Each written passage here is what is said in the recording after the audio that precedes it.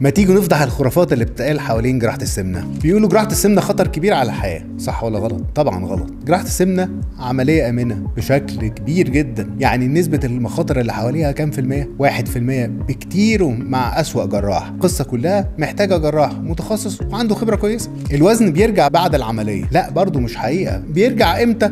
لو حضرتك مش ملتزم، يعني حضرتك مش ماشي على نظامك صح، يعني حضرتك بتلخبط، يعني حضرتك بتاكل حاجات غلط كتير، وبالتالي فابتدي وزنك يزيد تاني. العملية معناها ان انت مش هتاكل تاني عادي خالص، لا طبعا اللي بيتقال لك ده غلط. انت هتاكل كمية قليلة ولكن بشكل صحي، وهتستمتع جدا بحياتك، لان انت هتبتدي تتحرك وهتلاقي حياتك صحيا احسن. العملية مجرد عملية تجميلية، دي مش علاج، ده صح؟ لا ده غلط. ليه؟ العملية اساسها انها بتعالج الامراض اللي زي السكر والضغط والكوليسترول والارتجاع، لو انت في عملية زي التحويل، يعني في حاجات كتيرة بتتحسن، مش مجرد شكل.